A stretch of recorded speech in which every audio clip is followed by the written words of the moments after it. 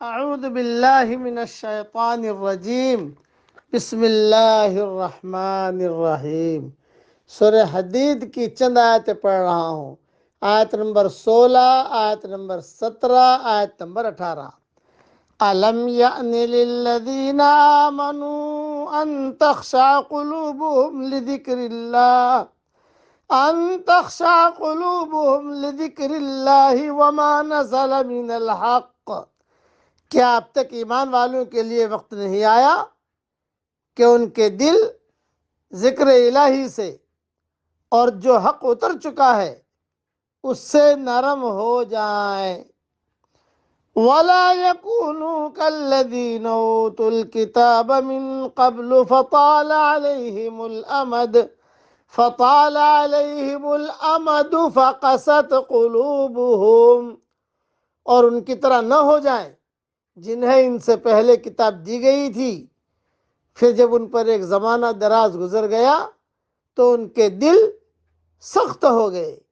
وَكَثِيرٌ مِّنْهُمْ فَاسِقُونَ، اور ان میں بہت سے فاسق ہیں۔ اعلموا ان اللہ یحیی الارض بعد موتها، یقین مانو کہ اللہ ہی زمین کو اس کی موت کے بعد زندہ کر دیتا ہے۔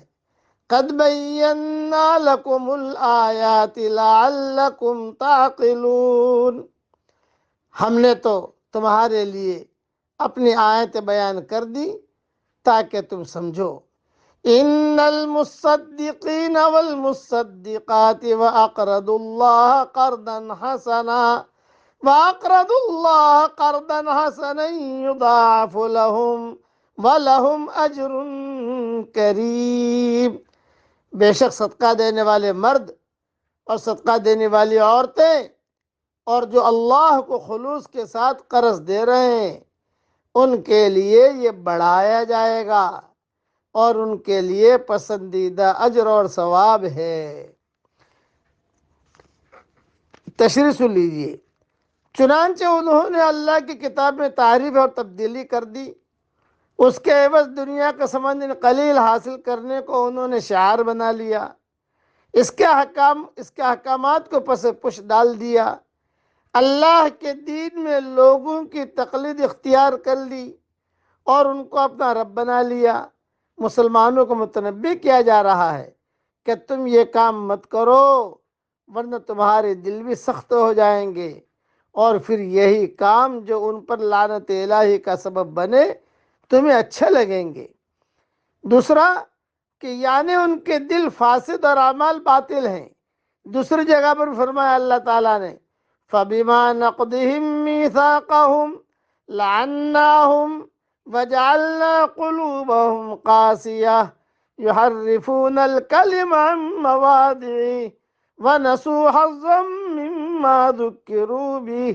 سورہ مائدہ کی آیت نمبر 13 ہے، تفسیر دیکھ لیجئے گا ریاض التفسیر میں۔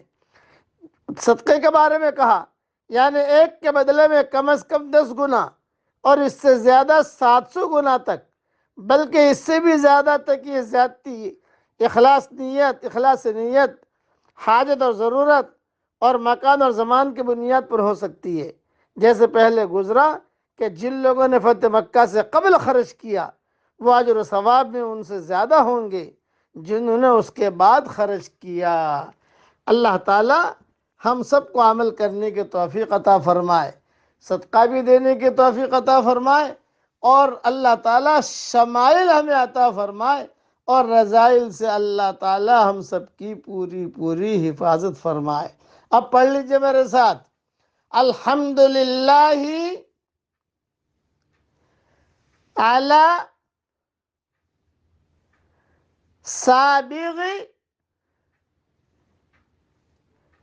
نعم اللہ، اللہ کا شکر ادا کرنے کے لیے بہترین جملہ ہے یہ، اس کی تفصیل پہلے بیان کر چکا ہوں اور انشاءاللہ باقی رہنے والی نیکیوں میں لکھ کر بھی بھیج دوں گا انشاءاللہ۔ اللہ تعالی ہم سب سے راضی ہو جائے اور ہمیں سیدھے راستے پر چلنے کی اللہ ہم سب کو توفیق عطا فرمائے، آمین۔ وآخر دعوانا ان الحمدللہ رب العالمین۔